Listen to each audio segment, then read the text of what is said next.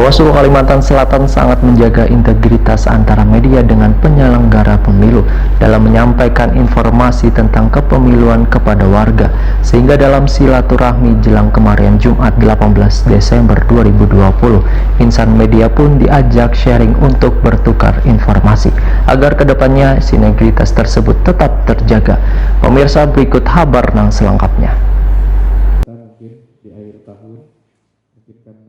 Badan Pengawas Pemilu Kalimantan Selatan sangat menjaga integritas antara media dengan penyelenggara pemilu, mengingat peran media sebagai salah satu unsur untuk menyampaikan informasi tentang kepemiluan dan pengawasan pemilu kepada warga. Sehingga dalam silaturahmi yang digelar di Aula Kantor Bawaslu Kalimantan Selatan, Jalan R.E. Marta Dinata, Banjarmasin Tengah, jelang kemarin Jumat 18 Desember 2020, insan media pun diajak sharing untuk bertukar informasi agar kedepannya sinergitas tersebut tetap terjaga. Kabak Pengawasan Humas dan Hubungan Antar Lembaga Bawaslu Kalimantan Selatan, Supriyanto Nur, berterima kasih atas partisipasi dari insan media dalam menyampaikan informasi atau pemberitaan mengenai jalannya pilkada serentak di Kalimantan Selatan.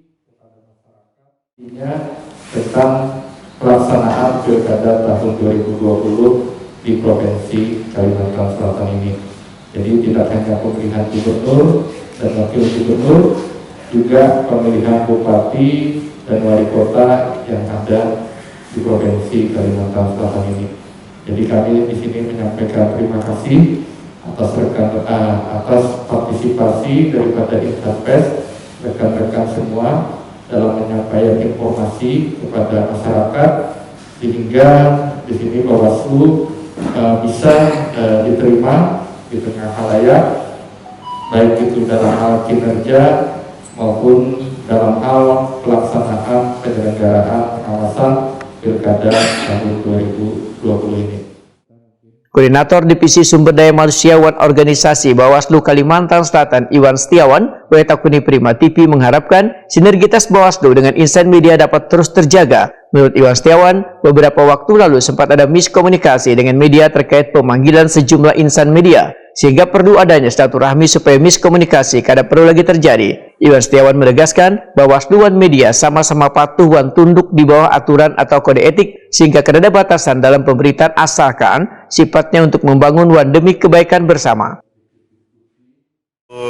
Berusaha supaya antara sinergitas Bawaslu, baik Bawaslu provinsi, Bawaslu kabupaten kota sampai ke bawah dengan kawan-kawan semua, dengan sinergitas kita yang baik, tentu saja ini akan menghasilkan sesuatu yang bermutu, ya, bisa dipertanggungjawabkan dan masyarakat itu mengerti apa yang kita beritakan, terutama tentang pengawasan. Apa-apa yang kami lakukan tentu saja mungkin ada kekurangan, kesalahan-kesalahan, dan ini akan kita perbaiki di tahun mendatang di 2021, ya. Dan mohon sinergitas yang sudah ada, yang sudah baik ini harus kita jaga dan akan kita tingkatkan menjadi lebih baik lagi. Kesalahan-kesalahan, kekurangan-kekurangan kita bicarakan terlebih dahulu dan jangan di blow up dulu tanpa ada penjelasan, tanpa ada keterangan-keterangan yang atau konfirmasi yang bisa kita berikan. Ini saja intinya dari pertemuan singkat kita pada hari ini.